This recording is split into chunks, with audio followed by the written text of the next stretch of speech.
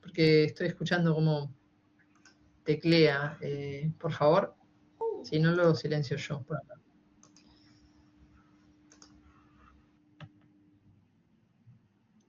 Bien, ¿alguna otra duda, aporte? ¿Alguien más que quiera decir algo? Comisión B3 están las grabaciones, perfecto. Martina dice, pasó una clase nada más, pero también están cargadas las grabaciones de las otras comisiones. Sí, claro, están cargadas las grabaciones de las otras comisiones. Yo les pido que intenten ver cada uno lo de cada comisión, más allá de que, más que nada por una cuestión de orden, no por otra cosa. Pero bueno, si les sirve, igual es un recurso. ¿Sí? Si quieren participar de esta clase y ver la clase de otro profe, no hay problema. En distintas, por ahí, formatos, damos lo mismo, o es la idea, ¿sí? Que el contenido sea el mismo. ¿Sí? Pero bueno, tal vez hay otro profe con otro estilo que les gusta más. No sé por qué razón se está moviendo aquello que está en la pizarra, no debería moverse. Les pido que si alguien está tocando la pizarra, porque todos podemos interactuar con la pizarra, que no lo hagan. ¿Sí?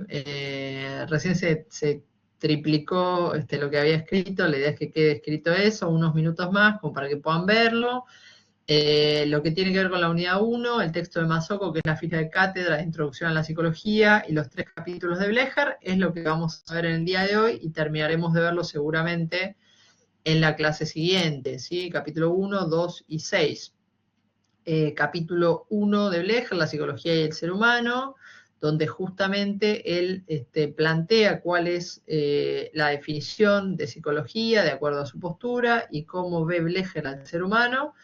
En el capítulo 2 hace referencia a la conducta, diferencia conducta molar de molecular, que eso nos va a resultar muy importante. Y en el capítulo 6 plantea cuáles son los niveles de integración de la conducta, y esto lo relaciona con las áreas en que se manifiesta la conducta, que van a ser por ahí en general los conceptos que nos van a importar más. ¿Sí? Bien, ¿algo que quieran preguntar antes de que continuemos con la presentación que iniciamos la semana pasada?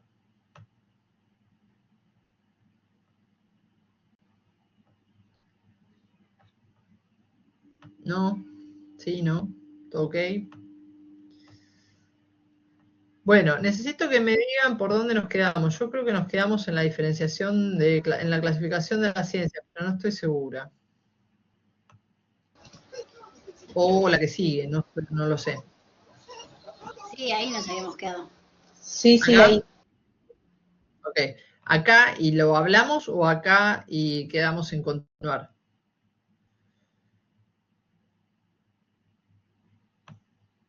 Bueno, arranco desde acá, no importa. Acá lo habló, quedó profe, ahí, eso ya lo explicó. bueno, Eso ya lo lo explicó. retomo igualmente. Perfecto, retomo igualmente de un modo general. Hay una clasificación de las ciencias, o hay varias, pero esta es por ahí la que hacemos más hincapié. ¿Dónde van a encontrar una división de las ciencias? En ciencias formales y fácticas. Les pido a quien tenga el micrófono abierto que por favor lo silencie por respeto a los compañeros, para que se dé un buen desarrollo de la clase, para que nos escuchemos, para no pisarnos, ¿sí? Yo puedo silenciarlos, pero bueno, tengo que salirme del slide y silenciarlos. La idea es que puedan ustedes mantener esto, ¿sí? Bien. En el texto de Masoko van a ver una clasificación de las ciencias, donde se divide las ciencias en formales y fácticas. Van a ver que aquellas ciencias formales son las que se definen por tener como objeto de estudio ciertos constructos conceptuales, abstractos, ¿sí? Que no tienen que ver con la realidad fáctica, ¿sí? Que no se refieren a una realidad empírica, como pueden ser la lógica o la matemática. Y vemos dentro de las ciencias, me salta un drive con Blecher, una ficha de introducción y luego lo due, dice María Julia. Sí, el drive que tiene Blecher es el texto siguiente a este que vamos a ver. La ficha de introducción es esta que estamos viendo del profesor Luis Masoko, que es alguien que ya no está en la cátedra, pero que nos dejó muy, muy buen material de estudio. Y lo due es un texto de apoyo, María Julia, ¿sí? Para aclarar eso respecto de la bibliografía. Bueno, retomamos. División entre ciencias formales y ciencias fácticas. Hablamos de las formales, ahora vamos a hablar de las fácticas. Son aquellas que tienen como objeto de estudio hechos empíricos, ¿sí? La realidad de los hechos, ¿sí? No constructos conceptuales. Incluyen las ciencias naturales y las sociales. Podemos disentir en relación a esta división, pero es la que se presenta en el texto. Lo importante es que ustedes sepan que esta es la que tomamos como si les preguntamos, bueno, ¿qué división podríamos llegar a hacer o cuál es una de las clasificaciones de las ciencias que podríamos llegar a hacer? Y donde en el texto de Massoco o en los desarrollos de la ficha de cátedra Introducción a la Psicología, donde se incluye a la psicología. En este caso se incluye dentro de las ciencias fácticas y dentro de las ciencias fácticas, dentro de las ciencias sociales, ¿sí? Así como la historia y la sociología. Bien, yo no recuerdo si hablamos de paradigmas y revolución científica, sí entiendo que ya algo vimos de objeto y método. Los paradigmas y la revolución científica tienen que ver con cómo avanza la ciencia, cuáles son los avances que hace la ciencia y de qué modo avanza el conocimiento científico. Es Kuhn quien acuña el término paradigma, que tiene que ver con una realidad científica reconocida, que lo que nos provee es de modelos de problemas y soluciones. Dice a una comunidad, porque en realidad, más allá de que podamos hablar de algún paradigma científico, tiene que ver con una comunidad científica. No es que todos sabemos y estamos al tanto de cuál es el paradigma actual, ¿sí?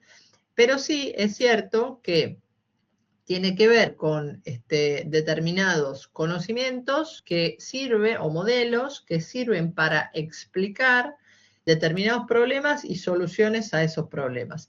Y eso se sostiene estable durante un tiempo hasta que surge o aparece una pregunta que no es posible ser respondida por ese paradigma y de algún modo ese paradigma termina no sirviendo, por lo cual tiene que ser reemplazado. Cuando digo reemplazado no es que es completamente reemplazado, sino que eso sirve para dar algunas respuestas y o hay que ampliarlo, o hay que sumar algo, o hay que modificar algo en relación a esos modelos, porque ya no sirven para las preguntas que se están haciendo en ese momento.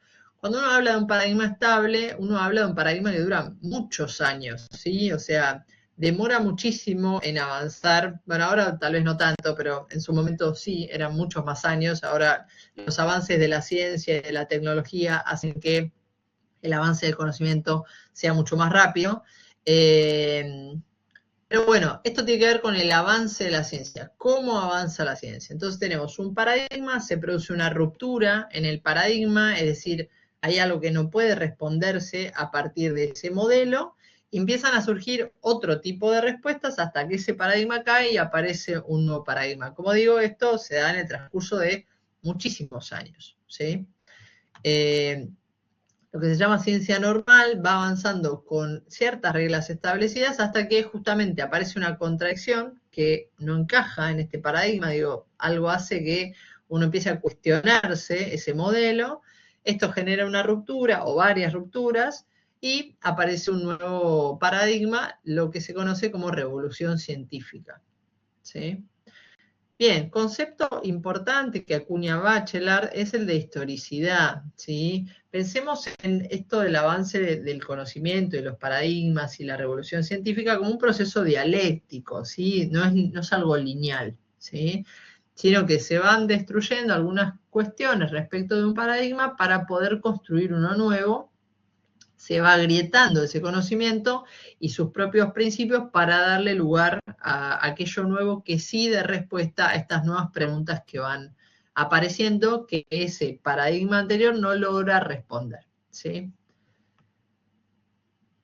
Bien, importante el concepto también de historicidad. Los conceptos científicos están determinados por contextos sociohistóricos. Es fundamental comprender esto, y ya lo vamos a ver, por ejemplo, con Freud y el hecho de que él haga este gran descubrimiento que tiene que ver con el inconsciente en un momento tan particular como la época victoriana, donde todo el mundo se asombró que esta persona, este médico neurólogo, dijera, hay cuestiones que no conocemos de nosotros mismos que tienen un impacto en nuestra vida, ¿sí?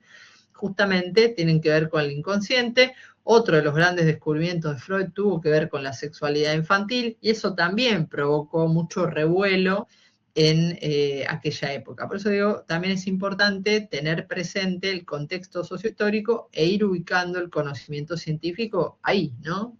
Para poder comprenderlo, ¿sí? Para poder comprender cómo surgió, de dónde surgió, respuestas a qué estaba dando ese conocimiento. Bien, algo al pasar ya habíamos dicho respecto de un hito particular importante que tiene que ver con la creación del primer laboratorio de psicología experimental en el año 1979 en Leipzig, Alemania, de la mano de Wilhelm Wundt. Recuérdenme si nombramos algo de esto, si no, si alguien escuchó hablar de esto. Este justamente es el hito que más... Perfecto. Este justamente es el hito que marca el pasaje de la psicología precientífica a una psicología científica, ¿sí? Podemos decir que se inaugura la psicología como ciencia. No es que antes no existía, pero al no cubrir las condiciones o los parámetros de lo que se consideraba ciencia en ese momento, que tenía que ver con los parámetros de las ciencias físicas y naturales, la psicología quedaba por fuera, ¿sí? Ahora, tenemos como antecedente unos estudios respecto de la psicofísica, donde Fechner intentó realizar relaciones entre estímulos físicos y sensaciones, y abre la medición de lo mental, pero no llega a ser este hito tan importante que es la creación.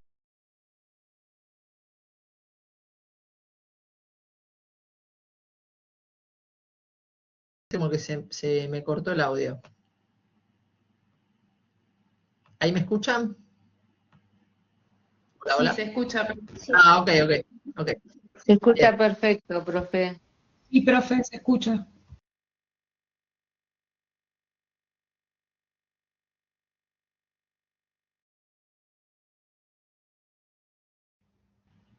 Ahora no se escucha. Bien, sí, a mí me lo marca, pero por más que yo hable y les diga no se escucha, ustedes no lo saben. Ok, sí, se cortó unos segundos. Les aviso que es algo que puede pasar. Si veo que se repite, lo que voy a hacer es cancelar mi video y quedaré únicamente con el audio dando la clase.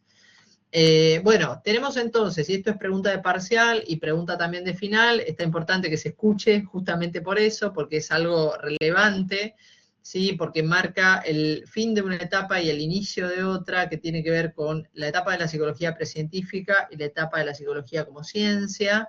Este hito, que es la creación del primer laboratorio de psicología experimental, donde hay una persona que se llama Wilhelm Wundt, un psicólogo, que intenta aplicar los métodos de las ciencias naturales justamente al estudio del psiquismo, en este caso la conciencia, ¿sí? Entonces el objeto de estudio ya deja de ser el alma, como cuando se desprendía la psicología de la filosofía, y pasa a ser la conciencia, ¿sí? Se intentan estudiar los fenómenos asociados a la conciencia. Se crea un laboratorio, un espacio con ciertas condiciones controladas, donde se utilizan como métodos sobre todo, y digo sobre todo porque está la observación y el experimento científico, pero sobre todo la introspección, ¿sí? ¿Qué es la introspección? Es el relato o el registro que tiene esta persona respecto de aquellas sensaciones que iba teniendo o aquello que iba pensando cuando se lo enfrentaba a determinados estímulos, ¿sí? Entonces, si, por ejemplo, nosotros preguntáramos cuál fue el objeto de estudio para Wundt en la creación de su primer laboratorio de psicología experimental, la respuesta tendría que ser la conciencia. Y el método que utilizó, más allá de la experimentación o la observación, es la introspección, ¿sí? O sea, esa sería la respuesta, la introspección. Bien, ¿hasta aquí estamos bien? Pregunto porque esto es algo importante y es pregunta de parcial. Profe, una consulta, ¿se me escucha bien? Vuelvo, sí, se te escucha. Cuando se habla de introspección controlada, ¿es una observación interna? ¿Es el sentimiento? O... Observación interna. Imagínate que yo te presento una lámina azul y vos de repente vas registrando, o sea, vas escribiendo aquello que pensás, aquello que sentís, y cuando dice observación había otros muchachos ahí alrededor escribiendo lo que veían de esta persona y aparte se tomaban ciertos parámetros, ¿sí? Se le tomaba la temperatura a la persona, la temperatura, el pulso, el ritmo cardíaco, ciertos parámetros físicos, ¿sí? En ese momento. Bien, Perfecto, ahí gracias, profe. a vos, una compañera pide que cierren los micrófonos. Bueno, yo lo reitero nuevamente, que quien no esté hablando o no pregunte o no participe en la interacción en la clase, cierre el micrófono, sobre todo para que todos podamos escuchar y llevar bien adelante la clase, ¿sí? Bien.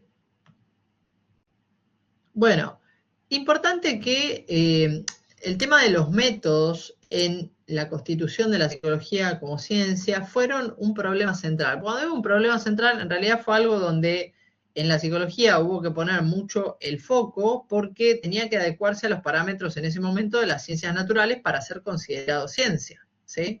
Entonces, en este caso tenemos, acá hay una descripción, ¿no? Como de los métodos que se pueden utilizar en la psicología. Vamos a ver que hay otros, ¿sí? Cuando veamos los distintos modelos, vamos a ver otros métodos, ¿sí? Quédense con esto como algo más general.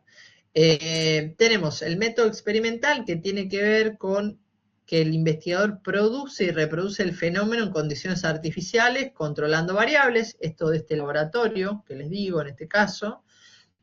Vamos a ver a los conductistas que también utilizan un método experimental y de observación, ¿sí? Ellos con animales, en ese caso, que es la próxima unidad.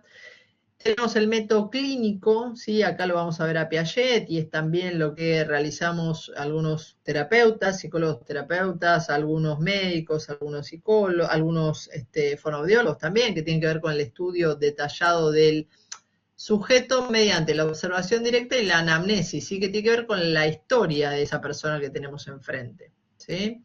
Este método clínico es objetivo y es práctico, ¿sí? O sea, se le hace una serie de preguntas a la persona, supónganse que tenemos un paciente que es un niño, la anamnesis generalmente se le realiza a los padres, entonces se hace una serie de preguntas respecto de la historia de ese niño, ¿sí? Bueno, ¿cuándo nació? ¿Cómo nació? ¿Cuánto pesó? ¿Tuvo algún inconveniente? ¿Dejó los pañales? ¿Qué tipo de alimentación tuvo? Como bueno, se hace todo un recorrido histórico para estudiar de la manera más objetivamente posible a ese sujeto que tenemos enfrente. Después, algo importante tiene que ver con que tenemos un método subjetivo y objetivo. El fenómeno subjetivo es tan real como el objetivo. Lo subjetivo tiene que ver con lo que le está pasando a ese sujeto, ¿sí? Yo no le puedo decir a ese sujeto, no, vos no estás pensando tal cosa o vos no estás sintiendo tal cosa, digo. Pero es el relato de esa persona. Y el objetivo, Mara dice a mi nene se lo hizo la fono en la primera entrevista. Perfecto, excelente. Bueno, está importante esto, ¿no? Saber de los métodos, ¿sí? De cómo conozco ese objeto de estudio, ¿sí?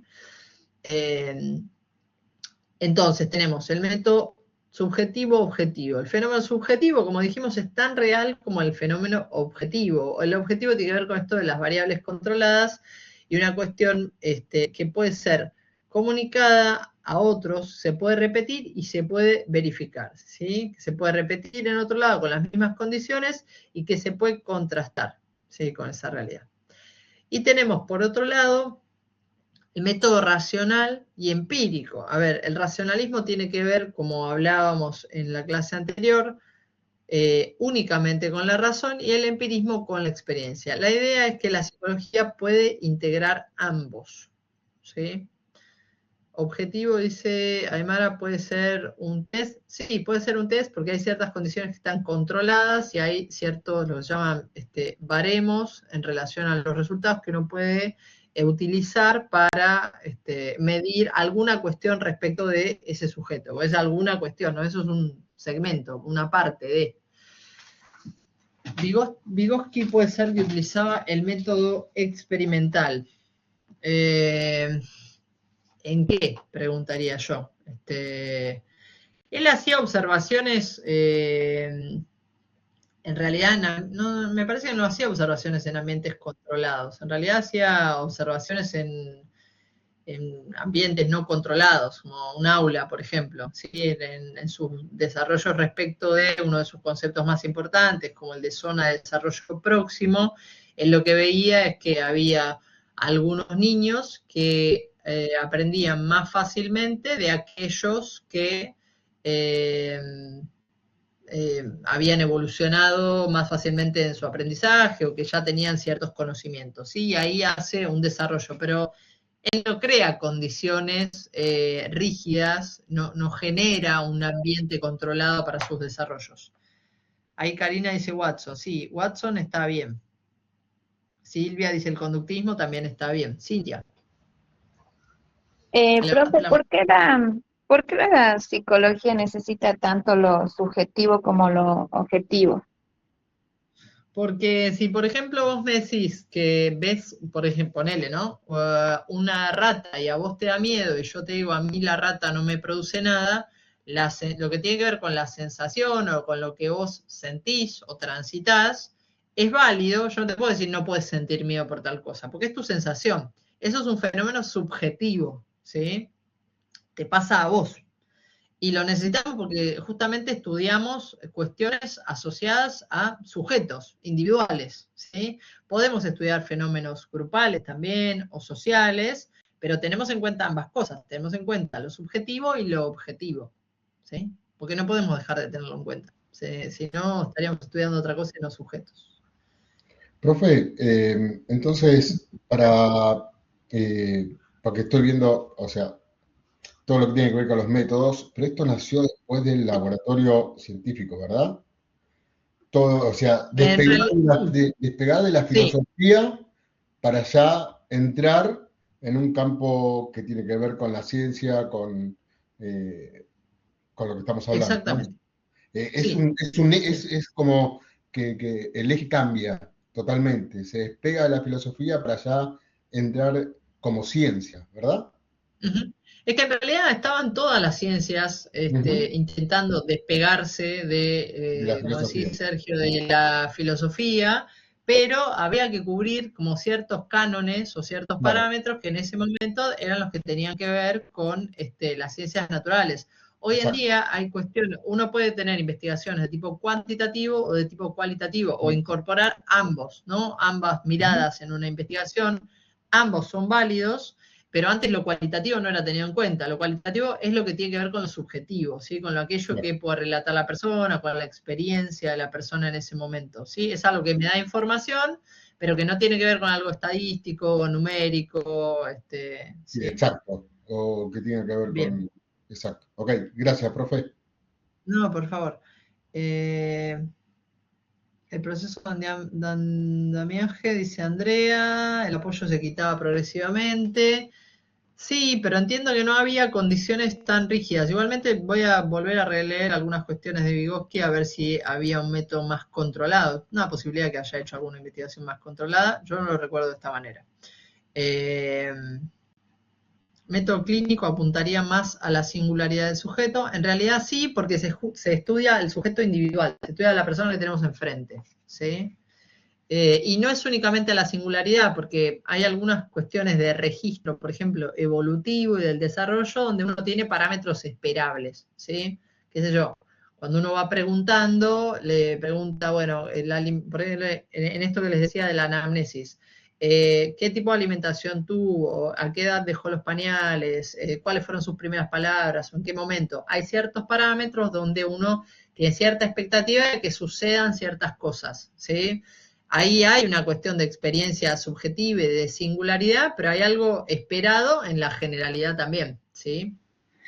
O sea, no es nada Profe, más que la experiencia subjetiva, no es nada más que qué es lo que le pasó a esa persona, sino que hay ciertos parámetros que tenemos que ver si coinciden o no. Sí, profe, ¿me escucha? ¿Se sí, escucha? Silvia, Ahí te en escucho. ese caso sería cuando, por ejemplo, lo subjetivo se convierte en objetivo, cuando el psicólogo, después de analizar muchos casos, construye parámetros y hace esa subjetividad objetiva. Es que en realidad lo que tenemos que ver es que están las dos cosas, ¿sí? Que no se cancelan, ¿sí? Sino que, sí, uno podría tomar muchos sujetos y ver qué es lo que se repite, ¿sí? En esta muestra. y de ahí plantear alguna cuestión más general y desde lo estadístico, con condiciones controladas que lo hagan objetivo, ¿sí? Sin embargo, cuestiones que tienen que ver con lo subjetivo, que tienen que ver con la experiencia personal de cada uno, entran dentro de lo que es la parte cualitativa de la investigación, donde uno puede hacer ciertos relatos y uno también puede encontrar ciertas particularidades que se repiten, ¿sí?, en las personas, y es desde lo subjetivo, es más desde lo quali, ¿sí?, desde lo cualitativo. Esto estamos hablando de investigaciones, ¿no? Selene. Selene. Bueno, profe, disculpe que le interrumpa. Hola, ¿Se me ¿cómo escucha va? bien? ¿Sí? Sí, se te escucha bien. Estamos preguntando ahí en el grupo que tenemos si este ¿Sí? PowerPoint usted lo va a subir o lo podemos ver solo grabado acá. Bueno, lo dije hace un ratito, lo más probable es que lo subamos, pero lo vamos a subir posterior a la clase, ¿sí? La idea es que lo puedan ir bajando, ¿sí? Ustedes tienen en el recuadro de la pantalla un cuadradito con una flechita hacia abajo, van a poder descargar cada una de las presentaciones que hagamos desde ahí, ¿sí? En vivo y en directo, digamos, ¿no? En el transcurso de la clase, hacen clic ahí arriba y descargan la presentación que se dé en el transcurso de ese día, ¿sí? Dale, gracias, profe. Entiendo que para ustedes es un recurso y es válido, está buenísimo. Sí, van a ver que va a haber una diferencia en los tiempos, ¿sí? Que tal vez este recurso sí lo subamos a lo audiovisual. De hecho, hemos recibido algunos mensajes respecto de esto, solicitando el material audiovisual. Nada más que van a ver que no lo subimos inmediatamente, ¿sí? Lo subimos, por ahí lo subimos esa semana o la otra semana, o tal vez 2 semanas después. Una vez que hayamos terminado tal vez la unidad, es que se suba lo audiovisual, pero por las dudas yo les pido que lo vayan descargando de aquí, ¿sí? Espero que haya sido contestada la pregunta, Selene. Y gracias a las compañeras ahí que también van comentando en el chat. Muy bien. Bien, vamos a ver las principales escuelas psicológicas, donde en el texto de Masoko, este texto de introducción a la psicología, vamos a ver un pantallazo general, ¿sí? Cuando digo general es muy general, después van a ver que cada una de las unidades, de las próximas unidades, vamos a ver cada una de estas escuelas o modelos, no todos, ¿sí? Porque el neopsicoanálisis no lo vamos a ver, el neoconductismo, que no está en este cuadro, pero sí en el texto, tampoco lo vamos a ver, pero sí las principales, ¿sí? Y hay uno que no está en este cuadro, que tampoco está en el texto, que tiene que ver con la psicología sistémica y se refiere a la última unidad. Pero es un pantallazo general de las distintas unidades que vamos a ir viendo. La próxima, que tiene que ver con lo que se denominó psicología natural, es el conductismo, ¿sí? Que tuvo sus inicios con Pavlov y Watson, ¿sí? En esos primeros experimentos con animales, sobre todo perros, palomas y ratas, donde se modifica el objeto de estudio, ya deja de ser la conciencia y pasa a ser la conducta, ¿sí? Se plantea un esquema que se llama esquema de estímulo-respuesta, donde vamos a ver exactamente, Gisela, donde vamos a ver que los distintos desarrollos del conductismo, desde el conductismo clásico al operante, a un conductismo más evolucionado como el de Tolman, se va poniendo énfasis en un lado o en el otro, ya sea en el estímulo o en la respuesta, ¿sí? Y veremos que en desarrollos un poco más evolucionados, como digo, como el de Tolman, aparece lo que llamamos variables intervinientes, que es un plus, digamos, ¿no? Es un factor más, pero no voy a ahondar en eso. Entonces pasamos del estudio de la conciencia en aquel primer laboratorio de psicología experimental al conductismo, ¿sí? Solo la conducta manifiesta es objeto científico, y acá vamos a ver experimentos justamente, como les decía, en animales. Hay un énfasis en lo que tiene que ver con el aprendizaje y el ambiente. Fíjense, este autor, alguno tiene que haber visto Los Simpsons, seguramente hay alguno contemporáneo, alguno más chico y alguno más grande que se conocen los dibujitos, Los Simpsons. conocen al director de la escuela, se llama Skinner, no se llama Skinner porque sí, tiene que ver justamente con este psicólogo que desarrolló cuestiones asociadas al condicionamiento operante. De hecho, muchos de los desarrollos del conductismo se aplicaron luego en educación, así como en tantas otras cosas, ¿sí? Que tuvo que ver con los refuerzos, con algo que también vamos a ver, con los reforzadores positivos, negativos, el castigo. Bien, eso con el conductismo. Por otra parte, tenemos a la psicología de la Gestalt o psicología de la percepción, ¿sí? Vamos a ver que de la mano de los referentes que fueron Wertheimer, Kohler y Kafka, que hicieron experimentación con fenómenos perceptuales, también con monos, ¿sí? Respecto del aprendizaje. Sí, psicología de la forma, está muy bien, Laura, lo que estás diciendo. Plantearon ciertas leyes en relación a cómo percibimos los seres humanos, que, bueno, va a ser algo importante que vamos a ver en el desarrollo de este modelo. Plantearon que el todo es más que la suma de las partes, esto también lo van a entender cuando hagamos un desarrollo más profundo. Por otra parte, tenemos el psicoanálisis, ¿sí? Que ya lo venimos nombrando como ejemplo, ¿sí? Respecto de cómo se va dando la evolución del conocimiento. Acá lo tenemos a Freud en el psicoanálisis y después vamos a encontrar el neopsicoanálisis. Exactamente, sí, es por 9 porque tanto Melanie Klein como Lacan o André Green, ¿sí? Que son psicoanalistas que le dan una vueltita de rosca, digamos, al asunto, le hacen un agregado, no se quedan únicamente con las dos tópicas freudianas que son ciertas teorizaciones que realizó Sigmund Freud respecto de las instancias psíquicas.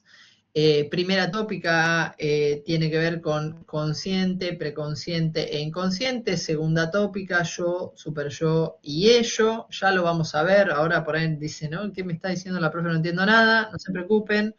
Ya lo vamos a ver más adelante. Importante, ¿cuál es el objeto de estudio del psicoanálisis? El inconsciente. ¿Cuál es el método al que llega Freud? Asociación libre. Anteriormente, hay otros métodos que él utiliza que no le sirven para estudiar ese objeto de estudio que él tenía, hasta que llega justamente a este método que de alguna manera él inaugura, que denomina asociación libre. Mauro dice, ¿puede ser que el psicoanálisis se lo ponga en duda en cuanto a si es parte de la ciencia? Sí, sí, tiene que ver con cuestiones praxeológicas, ¿sí? En la práctica, sí, es probable que se lo ponga en duda o en cuestionamiento respecto de tratamientos comprobados científicamente o validados científicamente respecto de lo psicopatológico. Si apunta a eso tu pregunta, Mauro, sí. La respuesta es sí. Sí, hoy, pero es una práctica que se sigue dando y como teorización no deja de ser válida, digamos. Y es algo sumamente importante, no podemos desconocer que Freud hizo un descubrimiento importantísimo en ese momento, en esa época, y hoy en día también es algo importante, digamos, ¿no? Que hay algo que no conocemos del todo, que tiene que ver con el inconsciente, y lo conocemos solo a partir de los chistes, los lapsus, y que igualmente eso tiene un impacto en nuestra vida, me parece que no deja de ser algo importante, más allá de que la aplicación terapéutica de este método desarrollado por el psicoanálisis no tenga una validez científica para el tratamiento de algunas cuestiones en salud mental o psicopatológicas. No sé si respondí a tu pregunta, Mauro.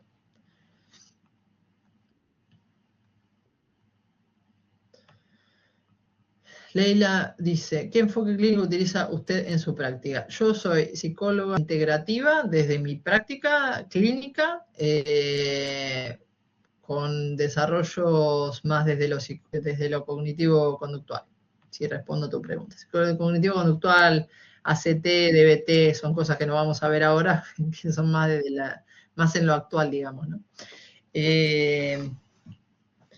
Hablaba de la histeria, dice Karina, sí, hablaba de la histeria, le estudiaba a quien él llamó como su muestra, digamos, las famosas histéricas, que eran pacientes que él era neurólogo, médico neurólogo, psicólogo, llegaban a su consultorio y relataban sintomatología física, pero les realizaban los chequeos que en ese momento se hacían y desde lo físico no había nada que avalara eso que le estaba pasando a la persona, qué sé yo, se le dormía una pierna, se desmayaba, se le cerraba la garganta, había un impacto desde lo físico que no tenía su correlato en los estudios que le realizaban, ¿sí? Entonces él empieza a estudiar de qué les estaba pasando a estas mujeres, ¿no?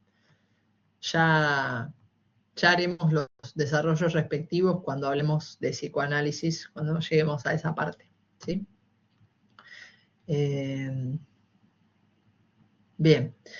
Desde lo cognitivo, ¿sí? Se va a poner, podemos decir que los desarrollos empiezan en el siglo XX, tiene un impacto muy importante en lo que tuvo que ver con el tratamiento de trastornos del ánimo, ¿sí? Trastorno del ánimo, depresión, todos los desarrollos asociados a la teoría cognitiva, más allá de explicar aquello que sucedía de alguna manera en la mente a partir de, en este caso, una metáfora, que esto es pregunta de parcial, final, ¿sí? La metáfora del ordenador, ¿sí?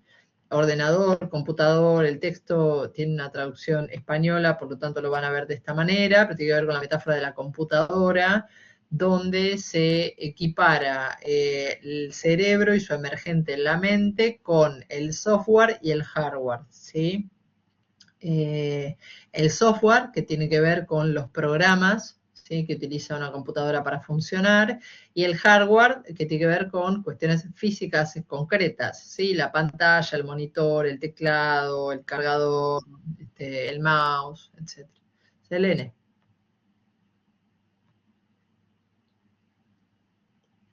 Nadie. No, se quedó levantada la mano, profe. Okay. Profe, ¿Nadie? una consulta. Sí. Respecto, Sí. si esto lo llevamos al texto de Blecher en los niveles de integración de la conducta, cuando habla de conducta... cuando habla de conducta... no, pero lo hago ahora porque me quedó tildada. Me encanta. Cuando habla de conducta molar y molecular. Sí. Sí. O sea, usted recién hacía referencia a la metáfora del ordenador, ¿sí? Sí. O sea, si nosotros lo queremos llevar como para entenderlo, ¿no? Lo que es molar y molecular, a lo que hace referencia a Blecher. Yo la verdad no lo llevaría ahí porque podríamos decir que la metáfora del computador, Blecher podría decir que es molecular, porque en realidad se toma un fragmento, ¿sí? Estamos hablando de la mente y del cerebro, ahí fragmentamos y hablamos de lo cognitivo, hablamos de los pensamientos, más allá de que en los desarrollos más praxeológicos se hable no únicamente de pensamientos, sino que hablamos de emociones, hablamos de otras cuestiones. Pero en Blecher lo molar y lo molecular tiene que ver con una mirada respecto de la conducta del ser humano, digo, es más abarcativo. ¿Por qué? Porque la conducta molar es como segmentar, bueno, observo la conducta, no tengo en cuenta todas las variables que están impactando en que esa persona haga o sienta o piense de determinada manera, ¿sí? Blecher lo que va a decir es que toda conducta es una conducta molar, ¿sí? Por más que lo molecular exista, pero es un fragmento, o sea, eso tendría un sesgo, digamos. Porque me quedé no tendría pensando en cuenta lo que impacta, digamos. Claro, sí, lo que decías de Pavlov, por eso lo trataba de llevar, de ir y venir, pero tiene que ver con eso. Ah, ok. Está ok lo que decís, está ok. Sí, está importante como esta distinción que hace Blecher respecto de conducta molar y molecular es para hacer, bueno, para seguir con sus desarrollos teóricos respecto de que él ve al ser humano como un ser biopsicosocial y que de alguna manera uno tiene que sí o sí tenerlo presente cuando uno estudia la conducta en el ser humano, todo lo que sucede, ¿sí? La interacción con el otro, el campo, el ambiente donde está, las cuestiones internas del sujeto, las cuestiones biológicas, por eso dice que es un ser biopsicosocial, que de alguna forma es una crítica a esto que venía sucediendo. Las 3 áreas, dice Karina, exactamente. Bueno, veo que han leído. Conducta integral, muy bien, ser humano No integral, sé, muy bien.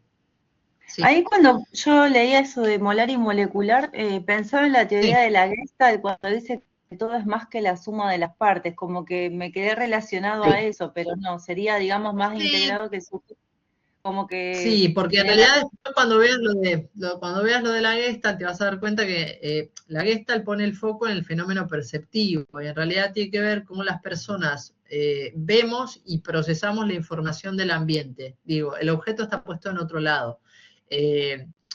Blecher tiene una mirada más amplia, ¿sí? La Gestalt tiene una mirada como más compartimentada, digamos, ¿no? Él dice, de hecho, las leyes tienen que ver con cosas que vemos y cómo nosotros integramos la percepción, ¿sí? Ya lo vamos a ver, eso. Bueno, Bien, gracias. no, por favor. No sé si alguien más quiere decir algo. Yo, profe, Sí, ¿quién habla? Perdón, no me sale ahí, no me parece quién lo está que hablando. haces y Cintia. Cintia, Cintia. Sí. Sí. Se te escucha Lo sumamente conduce. cortado, Cintia. No sé si querés escribir la pregunta en el chat porque no se te escucha fluido en el Hoy, audio. perdón, se cortó. A ver ahora. Dale, a ver. Decía si lo conductismo es lo que ve, lo que haces y gestal, no sé si se dice así, lo que ves. En realidad ponen el foco en diferentes cuestiones. El conductismo pone el foco o el objeto de estudio en la conducta que tiene que ver, en este caso, como ellos teorizaban, en el estímulo y la respuesta. Después ya lo vamos a ver porque también tiene una vueltita más. Y la Gestalt tiene que ver con el fenómeno perceptivo, no hay una cuestión ahí como, no se pone el foco en el estímulo y la respuesta, sino cómo organizamos nuestro campo perceptual las personas, o sea, el objeto de estudio está puesto ahí, ¿sí? Está ubicado ahí. Es como ubicar un mismo sujeto de estudio y ir corriendo la mirada, ¿no? Lo miro de este lado, observo la conducta, lo miro del otro lado y veo tal otra cosa. En realidad, podríamos observar en una misma persona la conducta, los fenómenos perceptuales, cuestiones inconscientes, nada más que cada una de estas escuelas o modelos se enfocó en el estudio de algo en particular respecto de el comportamiento del ser humano, ¿sí?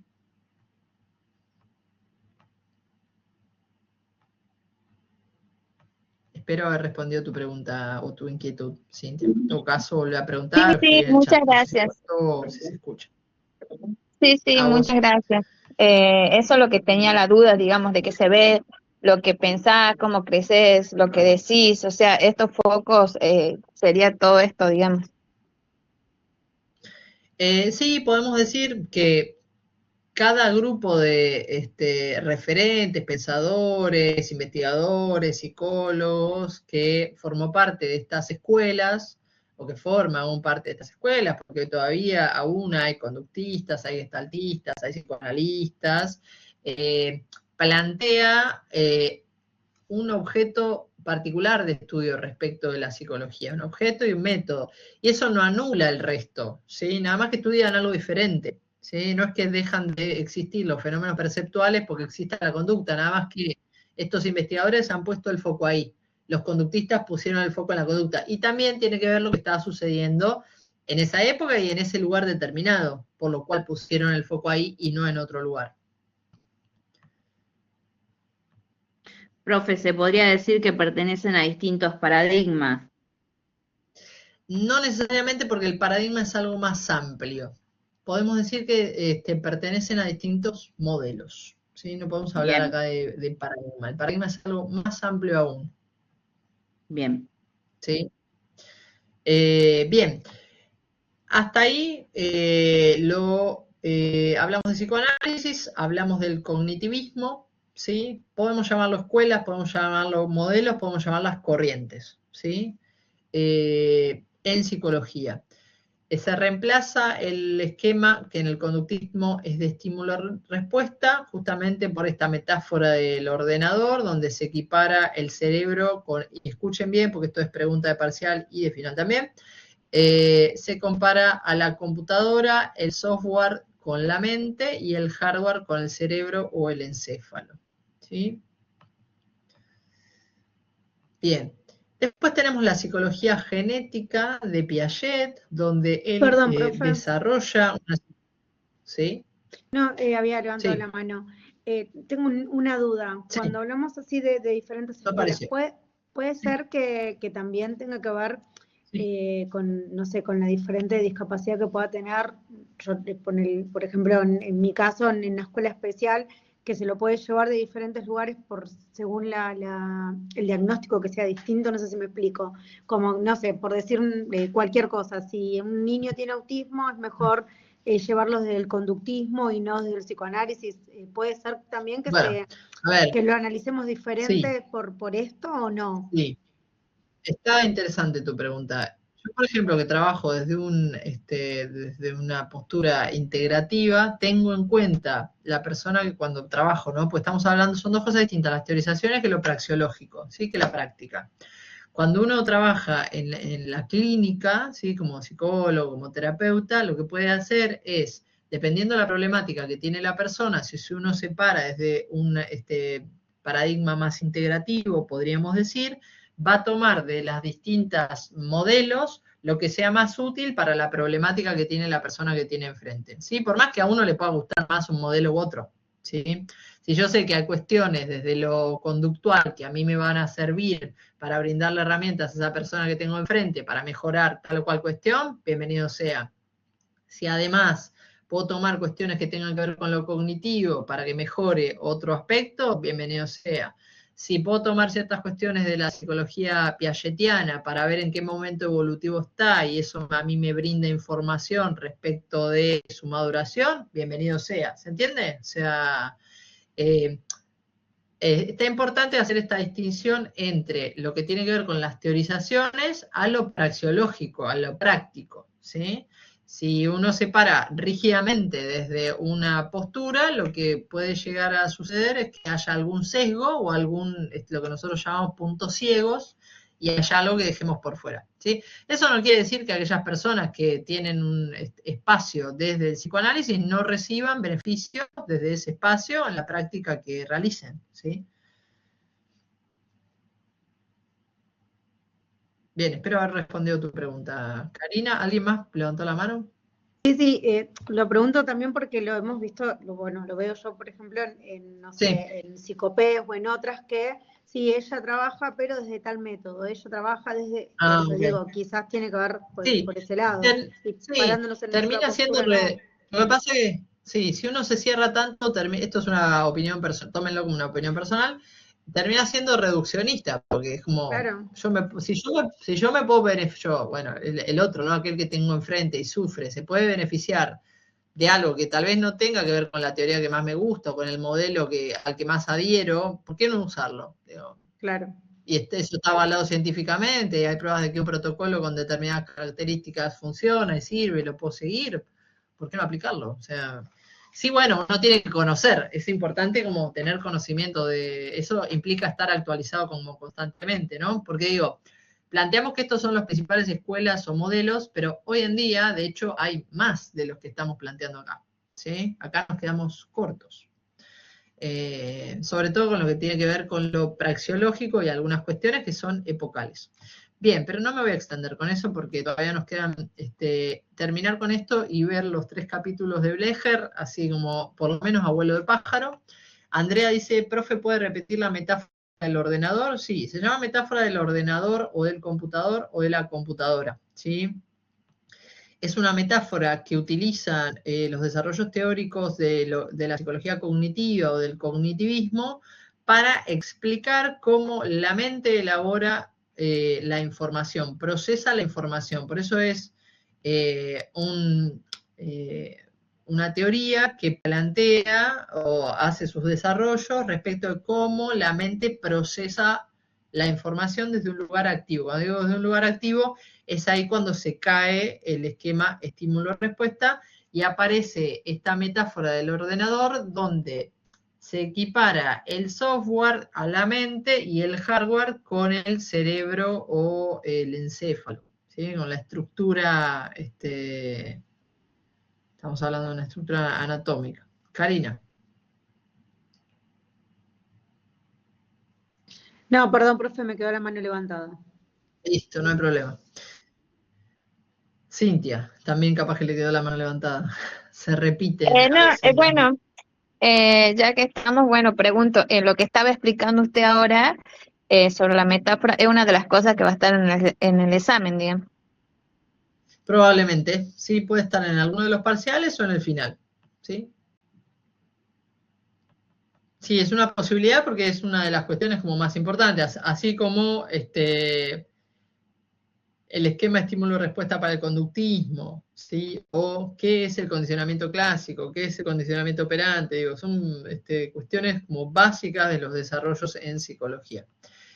Bueno, estamos hablando de la psicología genética, ¿sí? De la mano de Piaget, y la epistemología genética. Él hace este tipo de desarrollos donde estudia justamente el desarrollo progresivo de estructuras cognitivas, afectivas y lingüísticas, ¿sí? ¿Qué va a estudiar Piaget? El desarrollo de la inteligencia, ¿sí?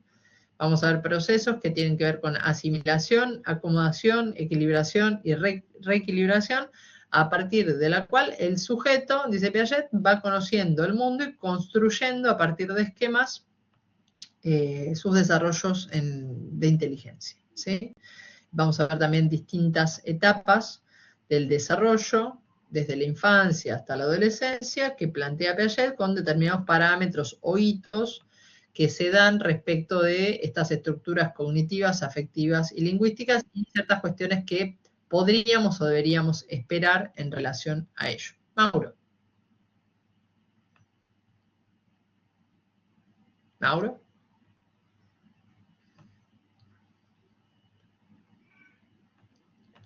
¿Querés decir algo, Mauro? Preguntar, aportar.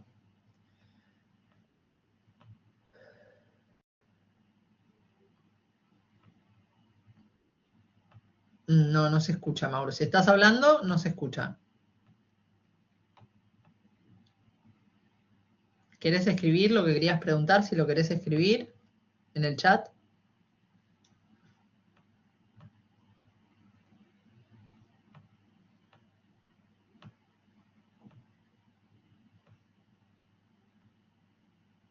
Mauro, si querés preguntar, te doy el espacio y si no, que puedas hacerlo por el chat, que lo escribas.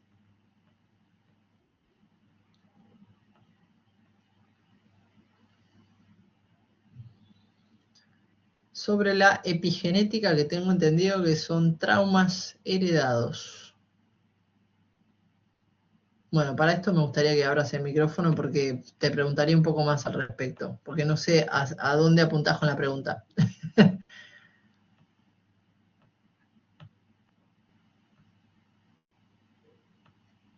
¿O a qué modelo te estás refiriendo? ¿O qué te interesaría saber respecto de eso?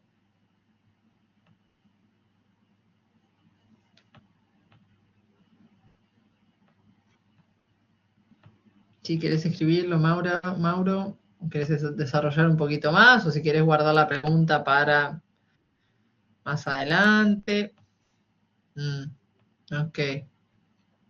Bueno, yo no me quiero extender demasiado porque todavía nos quedan 4 slides de esta y la presentación de Blecher. Igual guardate la pregunta, Mauro, para cuando en algún momento se desbloquee el micrófono, tal vez no en esta clase, sino en otra, y que podamos resolver tu inquietud, ¿sí?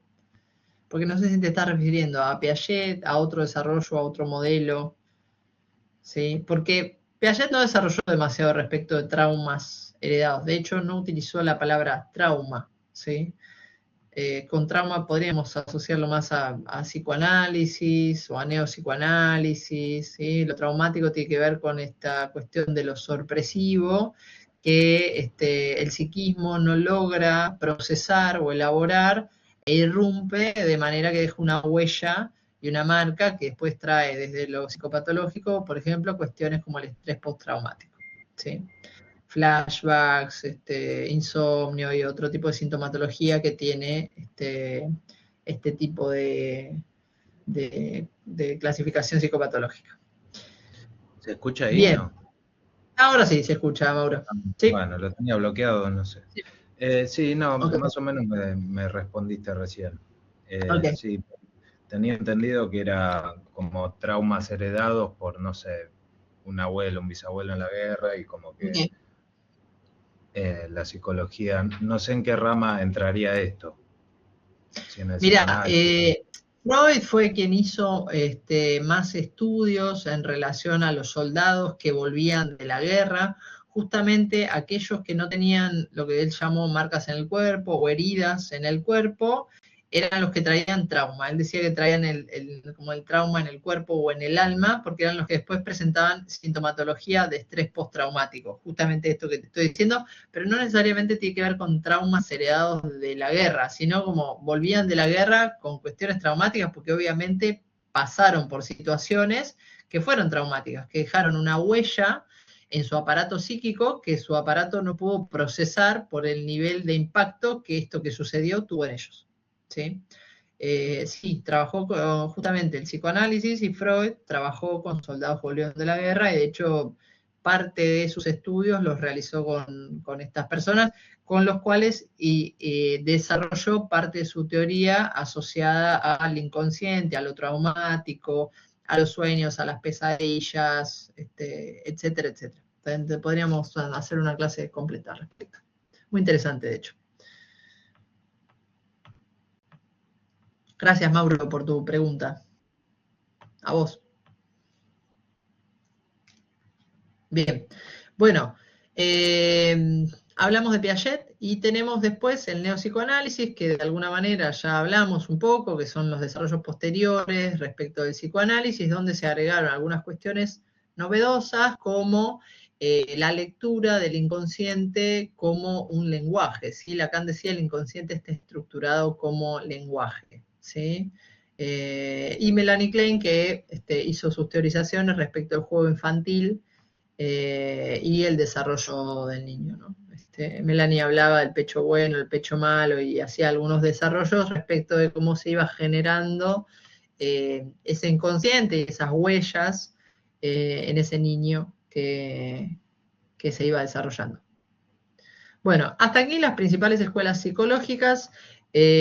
Nos falta el neoconductismo, que una de las compañeras trabajó hace un ratito, y por otro lado, la escuela de psicología sistémica, que la vamos a ver, pero no está en la ficha, ¿sí? Es la última unidad que vemos, la unidad 7, ¿sí? Donde vamos a ver el objeto de estudio al sistema familiar, ¿sí? El sujeto inserto en un sistema y cómo la modificación en el sujeto o en el sistema trae una implicancia en los distintos componentes de ese sistema. Es muy interesante la psicología sistémica. Bien. Campos de la psicología. Tengo la mano levantada de Laura. No sé si es anterior o es actual. No, venía con lo de Piaget, porque le quería hacer una pregunta y bueno, justo estaba Mauro. No sé si Laura, lo puedo hacer, sí. Retomar con Piaget. Sí, dale, volvemos. Laura. Con esto del desarrollo de la inteligencia, ¿no? Que habías nombrado lo que es la acomodación, la asimilación, y sé que había uno más, pero no me acuerdo. Bueno, él hablaba de asimilación, acomodación, equilibración, ¿sí? O sea, hablaba de equilibración y reequilibración. Cuando se pierde el equilibrio es que actúan la asimilación y la acomodación hasta volver a un nuevo estado de equilibrio que nuevamente se rompe y así, digamos, ¿no? Perfecto, gracias, profe. No, por favor. Gracias. Sí, Vanina, tiene que ver con la homeostasis. Sí, tiene que ver con ese concepto tan importante también. Bien, Karina. Profe, lo que dijo recién del cuadro anterior del pecho bueno es lo que es la madre suficientemente buena o algo así. Era Claro. Sí, la Melanie Klein y Winnicott también hacen este tipo de desarrollos, como la madre suficientemente buena, el portavoz del niño, sí, sí, exactamente. Por ahí vienen ese tipo de alineamientos. Igualmente quédense tranquilos porque la idea es que sepan que existe, pero no vamos a desarrollar neopsicoanálisis, ¿sí? Con que sepan lo básico del psicoanálisis, las dos tópicas, objeto de estudio y método, nos va a alcanzar, ¿sí? Gracias, profe. A vos. Bien, tenemos distintos campos de la psicología donde un psicólogo puede desarrollarse, ¿sí? O desarrollar su actividad, su práctica. Tenemos el campo de la clínica, ¿sí? Que es lo más conocido como el trabajo, lo que más se conoce es el trabajo individual en consultorio, pero bueno, uno también puede trabajar, por ejemplo, en un centro de recuperación de consumos problemáticos, donde no trabaja uno únicamente en lo individual, sino que trabaja en lo grupal, y también esto se hace desde la clínica. Pero bueno, se considera el sujeto como una totalidad, eso es lo importante, ¿no? Se realiza el estudio psicológico de casos individuales considerando al sujeto como una totalidad. Karina, tengo tu mano levantada, pero no sé si quedó de No, antes perdón, o es profe, de ahora. perdón. Listo, ningún problema. Bien, la psicología forense, donde se realiza la aplicación de la psicología ante la pregunta de la justicia. ¿Por qué dice ante la pregunta de la justicia? Porque acá es donde podemos actuar como peritos, uno puede actuar como perito de parte, como perito oficial, que uno forma parte del órgano de la justicia y lo único que realiza es la psicología en ese área, en el área jurídica o forense. O uno puede actuar como perito de parte, que lo llamen a uno a dar una opinión respecto de cuestiones psicológicas, que el juez tiene que tomar una decisión y necesita cierta información. Eso tiene que ver con una pericia, ¿sí? Que alguien que tiene mayor conocimiento que el juez le diga, bueno, en lo psicológico pedirán alguna cuestión sobre lo que se llama puntos de pericia, donde se hacen ciertas preguntas respecto de algo que le interesa saber al juez del área psicológica en un hecho que tenga que ver con lo jurídico, ¿sí? Eso en el área forense. Después podemos trabajar en lo institucional, ¿sí? Donde se puede hacer un análisis de organizaciones e instituciones, ¿sí? Cuando se demanda una intervención psicológica. Esto se puede hacer desde dentro de la institución, ¿sí? Que tenga un área específica, que trabaje desde lo organizacional o por fuera, ¿sí?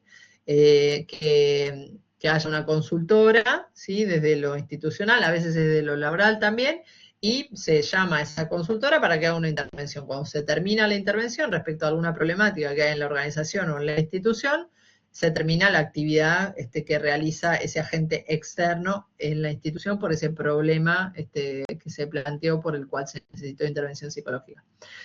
Por otra parte, uno puede actuar en el ámbito o en el área laboral, que tiene que ver con la aplicación de la psicología al trabajo. Hay muchos espacios donde uno puede actuar, puede ser selección de personal, uno puede trabajar en el área de recursos humanos, se pueden realizar tareas de capacitación, también se puede hacer una contratación como de tipo externo y que el psicólogo laboral sea contratado para realizar algún trabajo específico y después ya no forme más parte de la empresa, pero habitualmente se puede integrar parte de el área de recursos humanos de algún lugar y desarrollarse en el área de la psicología laboral.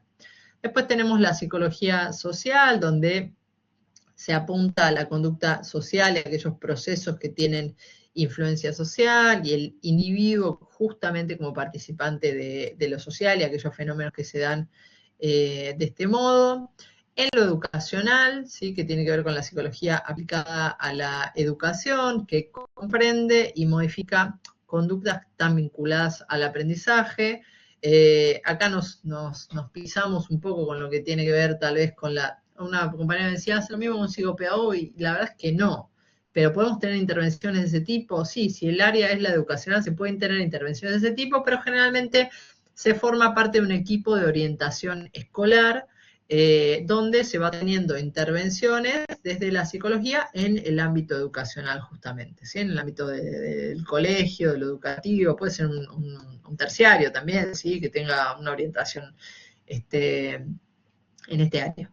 Después está la psicología experimental o animal, porque bueno, escuchamos el conductismo y los experimentos con perros y con palomas y con ratas, pero hoy en día aún se sigue haciendo experimentos, sobre todo porque se extrapolan algunas de las conclusiones que se realizan en laboratorios con animales a los seres humanos, aquello que tiene que ver con algunos sectores, por ejemplo, del cerebro y a qué responde cada área.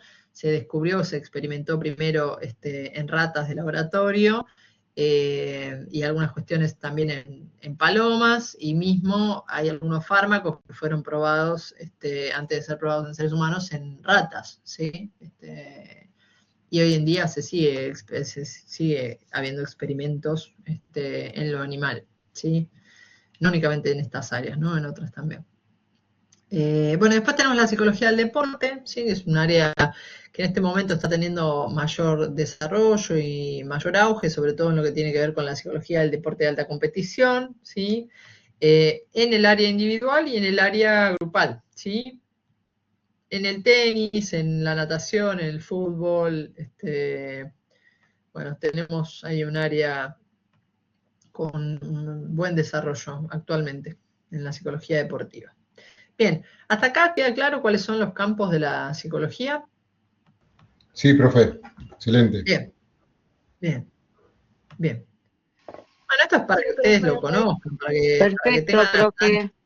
Porque lo que uno más conoce generalmente tiene que ver con, bueno, un psicólogo únicamente trabaja en el consultorio y digo, la imaginación en general se cree que el psicólogo únicamente hace psicoanálisis, ¿no? El diván y el psicólogo tomando notas, bueno, no, hacemos muchas otras cosas. No únicamente clínica, ¿sí? Hay desarrollos fantásticos y para mí, muy motivadores en distintos campos, ¿sí? El área laboral, el área deportiva, son sumamente interesantes. Simplemente para sumar, sí. Antes tal vez era la psicología, y más en el deporte, en alta competencia. Ahora, yo le digo porque soy entrenador de rugby y de hockey, en clubes que no son tan importantes o no a nivel de seleccionado, ya están incluyendo a los psicólogos en los planteles superiores, pero lo que digo es, no es en la elite, sino que ya va más abajo, ¿no? O sea, donde antes no llegaba, ahora sí están con cuerpos profesionales de psicólogos para dar soporte a los deportistas. Bueno, qué interesante. ¿No? Qué interesante, buenísimo. Gracias, Sergio, por tu aporte, buenísimo. Bien, bueno, ahí está, dice Laura, mi hijo está en juveniles en Morón y hay psico. Bueno, excelente, buenísimo. Me encanta que antes no, estaba como medio dibujada la figura del psicólogo, como que lo mandaban, ¿no? Al deportista anda al psicólogo, ¿no? Como algo externo. Ahora está como siendo parte de la institución y me parece que está buenísimo, porque se lo ve diferente, ¿sí? No es lo mismo si vos vas a un psicólogo como externo que si forma parte como del club, por ejemplo, ¿sí? O sea, tiene un sentido de pertenencia que me parece que le da un plus. Y para sumar, Profe, y de hecho lo hace expreso nuestro arquero de la selección nacional, que habla de la importancia de su psicólogo en su desarrollo profesional. Sí, estoy de acuerdo. Estoy de acuerdo. Ya no es algo, sino, mirá, tengo que ir al psicólogo, no, forma parte nos hace quedar bien, el Dibu nos hace quedar bien. Totalmente, pero es terrible. Sí. Gracias. A vos. Claudia, ¿querías decir algo? Sí, profe. Yo trabajo en las cárceles del conurbano y el equipo de profesionales de la disciplina de la psicología es una herramienta fundamental para hacer las actas de dictamen, para enviar al juez interviniente la mirada desde el servicio penitenciario. La verdad que yo soy trabajadora social y coordino los equipos acá en las cárceles de conurbano. Pero la verdad que el trabajo que hacen son muy pocas, no hay psicólogas en las cárceles, tenemos Es un trabajo muy Yo complejo. le digo esta estadística y si usted va a decir, pobre mujer, una psicóloga cada 1.500 presos tengo acá. Ay, Dios. Terrible. No, igual te comprendo, yo he trabajado en lo público 10 años, así que sé de lo que estás hablando, sé que uno le pone mucho el cuerpo al corazón y uno a veces tiene que retirarse antes de algunos lugares porque es muy difícil ser una sola persona sosteniendo, digamos, ¿no? Sí, sí. A veces uno pone mucho de uno y a veces no, la institución no acompaña, a veces es difícil. Sí, es muy Pero sí, difícil. Pero un trabajo yo tengo muy que complejo. decir que el trabajo es maravilloso. Así como dice usted, poner el cuerpo, es maravilloso. Yo las admiro, las admiro. Sí, sí, hay que Bueno, poner, gracias, profe. uno pone mucho de uno, Sí. cuando trabaja en esas áreas, es mucha la satisfacción también cuando se avance, cuando hay logros, Sí. y la verdad, para quien lo elige, es una experiencia que también puede ser muy, muy satisfactoria, muy, muy nutritiva. Sí, estoy de acuerdo. 2026 hemos logrado el teletrabajo. Un día presencial de 5 horas y el resto desde el Zoom o Claro, la claro. plataforma con las cámaras digitales que hay Bueno, son herramientas que me parece que es maravilloso utilizarlas si uno Pues, las pero puede es cuidar la capitalizar. salud mental del psicólogo Bienvenido también. sea, bienvenido sea, sí, sí, sí. Bueno, gracias, Sí. profe, perdón que le A interrumpí. vos, gracias Claudia. No, son todos aportes que me parece que van sumando. Bueno, ahí Wanda dice en escuelas públicas una psicóloga cada 500 alumnos. Sí, de hecho hay escuelas que no tienen ni equipo de orientación, ni tampoco cuando se pide intervención se asiste. Algunas que sí, pero bueno, no en todas, ¿no? Bueno, continuemos, porque se nos va la hora y todavía tenemos que ver, aunque sea algo de Blecher. Bueno, importante la personalidad como objeto central, ¿sí? De la psicología en general, ¿sí? Importante saber que la personalidad es la unidad a la que quedan referidas todas las manifestaciones del comportamiento. ¿Vieron que dijimos que estudia la psicología? El comportamiento. Bueno, la personalidad justamente es la unidad a la que quedan referidas todas las manifestaciones del comportamiento. Importante también saber que es dinámica, pero así como es dinámica, digo que tiene una parte estable. Importantísimo que tenga una parte estable, porque si no, un día creeríamos que nos llamamos fulano de tal y al otro día creeríamos otra cosa. Así que bienvenido sea que tengamos una parte estable, así como tenemos patrones de pensamiento, patrones que tienen que ver con lo emocional. Digo, bueno, es necesario determinadas cuestiones que se mantengan en el tiempo y otras que tal vez no está tan bueno que se mantengan en el tiempo y que después uno las trabaja desde lo terapéutico y está ok que así sea. ¿Sí? Es una estructura que también está organizada y es integradora la personalidad. ¿Sí? Claudia, no sé si tenés levantada la mano ahora o apareció nuevamente, digamos, ¿no? Porque no No, estoy profe, segura. fue de Si hoy, quedó fue de levantada. hoy. Ya la saco, Listo, perdón. listo, perfecto. Mil disculpas. No, no hay problema. No hay problema. Bueno, tenemos 3 componentes que podríamos plantear, el trípode de la personalidad, que son la constitución, el temperamento y el carácter.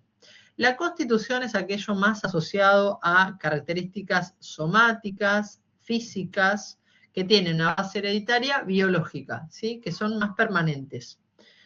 El temperamento tiene que ver más con características afectivas, más estables, que tienen un aspecto funcional de la constitución, ¿sí? Y también tienen un origen hereditario. Esto no quiere decir que el medio no tenga impacto, pero tiene menos impacto en lo constitutivo que en el carácter, ¿sí? En el carácter tiene más peso la influencia del ambiente que lo constitutivo o que lo hereditario, digamos, ¿no? Y el carácter, que serían aquellas pautas de conducta más habituales, tiene mayor influencia del medio ambiente y la experiencia.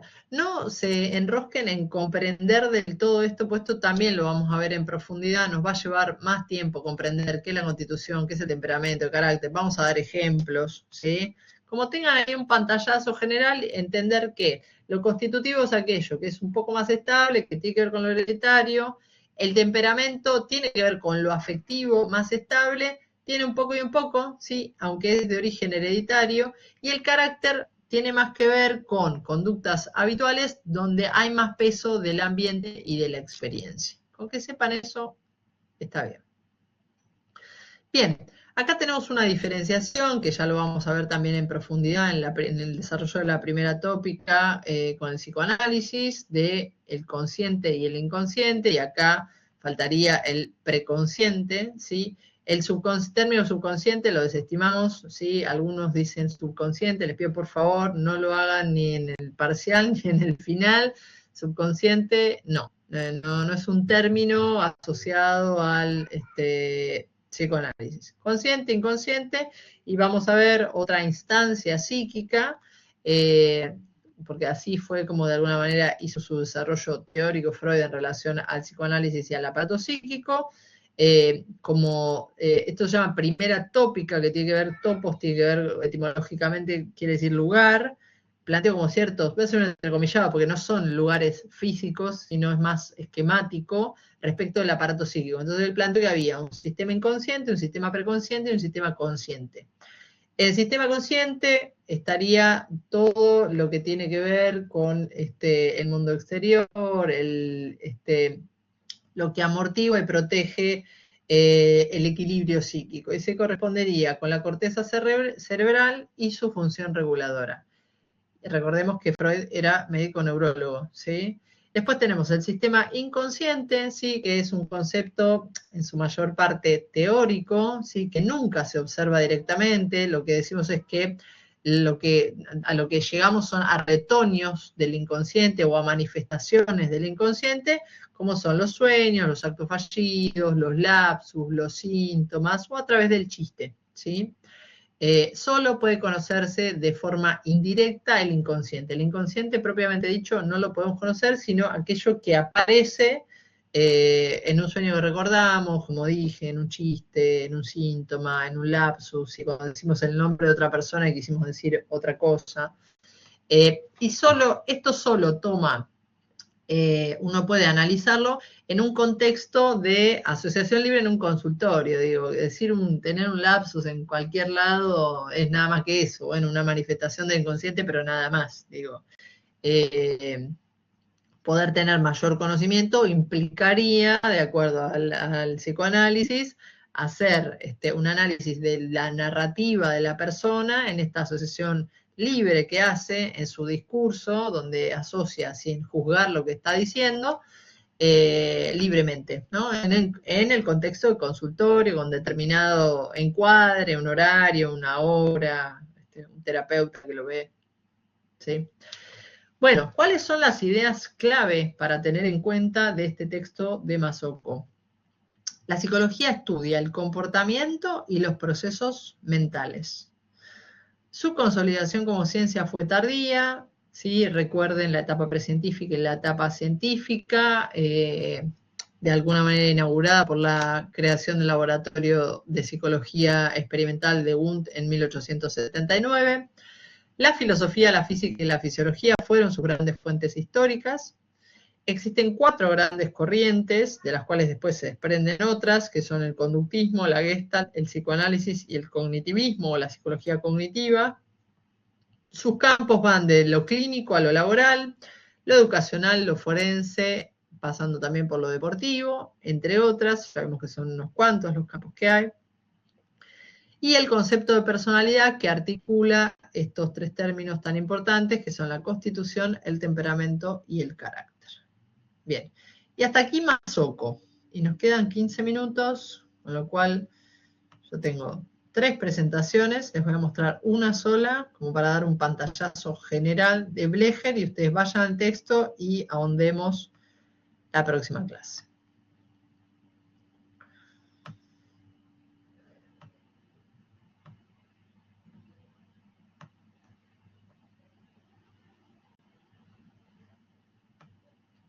Bueno, este cuadro que hasta el año pasado fue un ejercicio, una actividad que les dábamos para hacer ustedes, ahora se las damos la actividad ya realizada, les va a servir como material de estudio, es muy sintético y plantea de alguna manera dónde ustedes tienen que poner el acento en la lectura, ¿sí?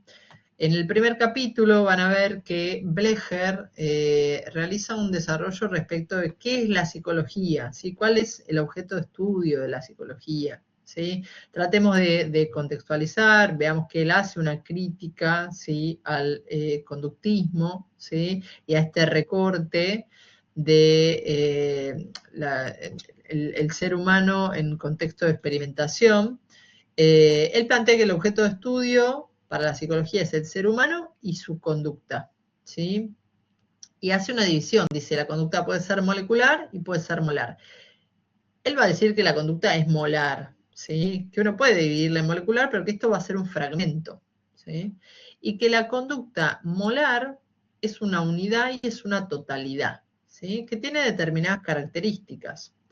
Es funcional, porque tiene una función, es motivacional, hay un motivo, ¿sí? Es significativa, tiene un sentido, no es azarosa y es estructural, ¿sí? Recuerden estas características porque son características importantes y que ustedes sepan qué significa cada una también es importante. Entonces, esta conducta, que para Blecher va a ser molar, se manifiesta en distintas áreas. Esto lo vamos a ver ya en el capítulo 2, ¿sí? ¿Cuáles son las áreas de manifestación de la conducta? Son mente, cuerpo y mundo externo. Y de alguna manera vamos a ver algún ejemplo de esto. Quiero nada más que como que se queden por lo menos con el impacto del cuadro y que puedan ir a estos conceptos y al desarrollo de los mismos en el texto. Otro de los desarrollos que hace Blecher a lo largo de estos capítulos tiene que ver con una concepción del ser humano, ¿sí? Él concibe al ser humano desde una concepción dialéctica. Esto implica que ve al ser humano como un ser social, que somos con otros, ¿sí? Que va derribando ciertos mitos respecto a algunas cuestiones que se creían en ese momento, que uno podía de alguna manera apartar al sujeto de la sociedad, no teniendo en cuenta un montón de variables que impactan en su conducta y estudiarlo de esa manera. Bueno, él dice no. Desde la concepción que yo planteo, yo veo al ser humano desde una mirada biopsicosocial, donde tengo en cuenta que el ser humano es con otros, ¿sí? De que somos seres sociales. Es histórico, tenemos que tener en cuenta su contexto, el lugar, el momento, porque esto también tiene un impacto en su conducta, y lo ve como una unidad, ¿sí? Él no lo separa, ¿sí? Más allá de que desde lo esquemático, él puede decir, bueno, la conducta se manifiesta en áreas, él dice, el ser humano es un ser biopsicosocial. Es real, ¿sí? No es abstracto, es real, es concreto, y podemos ver que estas áreas de mente, cuerpo y mundo externo están no solo en interdependencia, sino que en algún momento puede predominar alguna u otra. Bien, lo que Blecher dice también es que la psicología, cuyo objeto de estudio es el ser humano y su conducta, esta conducta sigue un proceso de integración. ¿Qué quiere decir con esto? Que hay ciertos niveles de integración de la conducta que van en complejidad creciente, por eso dice complejidad y progresión, que son los siguientes. Tenemos el nivel físico-químico, que sería un nivel más básico, ¿sí? Que, por ejemplo, yo quiero mover este brazo para saludar a alguien que está en la otra vereda, a quien yo conozco y con quien me llevo bien, por eso quiero saludar. Digo lo de yo conozco y me llevo bien, eso va a estar en el nivel psicosocial y axiológico, por eso saludo a esa persona. Lo axiológico tiene que ver con el nivel de los valores, ¿sí? Tiene que ver con los valores. Y lo físico-químico tendrá que ver con aquello que está sucediendo en mi cuerpo a nivel físico y químico en ese momento en que yo levanto el brazo para saludar a esa persona que está enfrente. Mismo lo biológico, ¿sí? Aquello que se activa para que yo pueda mover el brazo y saludar a aquella persona que yo conozco, que es mi amigo y que tengo una relación desde la infancia, por ejemplo. Y hasta aquí, Blecher. A ver, profe, ¿es un recorrido a lo largo de los años? En realidad es un recorrido a lo largo de los 3 capítulos. No sé si tardó años en sus desarrollos teóricos, Blecher. No estoy segura. Sí podría decirte que Freud tardó años, pero Blecher fue muy prolífico en sus desarrollos teóricos, así que no sé si ha tardado años. En realidad, podemos decir que esta red es una síntesis de el capítulo 1, 2 y 6, que es donde ustedes se tienen que enfocar en la lectura en esta unidad, ¿sí? En este texto. ¿Cómo estamos hasta acá? Que me quedan 10 minutos. Bueno, ya alguien me dice buen descanso, así que ya entiendo cómo estamos hasta acá. Tan cansados, está ok, es mucho el material. Voy a retomar la próxima clase. Haciendo hincapié en... Quien tiene el micrófono, porque me estoy escuchando a mí. me estoy escuchando un montón. Me preguntan, del ODIU, ¿qué recomiendo leer? Si quieren, léanlo. Para mí los desarrollos que hace el ODIU respecto de objeto, método, ciencia y algunas cuestiones desde lo filosófico están muy interesantes. Y clarifica. Bien. Bueno, gracias por las devoluciones. La red conceptual es muy importante que la tengan presente porque les va a ayudar a ustedes a puntualizar cuestiones que nosotros queremos que sepan, que recuerden, que van a tener como preguntas de parcial y de final. Y por otro lado, lo digo, es complementario, Andrea, sí, es complementario.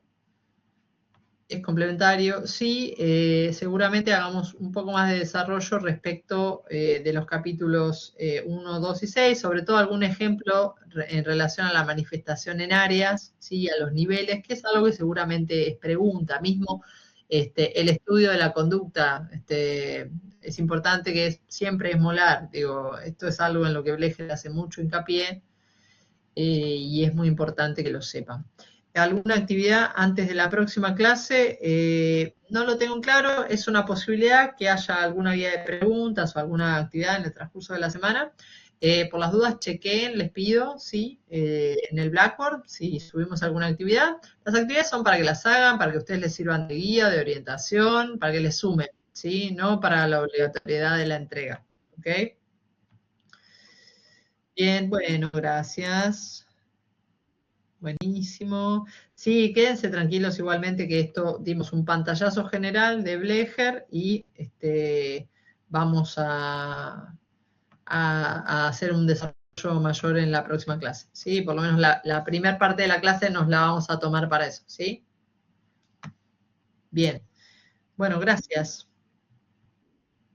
Vaya yendo, todavía creo que no se subió el material, pero material de la unidad 2 que tiene que ver con conductismo, ¿sí? Un texto de Freire. Buena semana para todos, buen descanso, buena semana, gracias.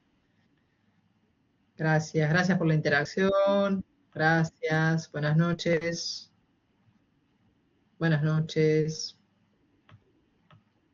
Buenas noches, gracias. Bueno, cualquier cosa saben que pueden utilizar el mensaje ahí en el Blackboard, ¿sí? Participen de alguno de los foros, preséntense, así podemos tener ahí, sabemos quiénes están del otro lado. Cualquier duda, consulten, pregunten. Gracias, nos vemos, gracias. Gracias.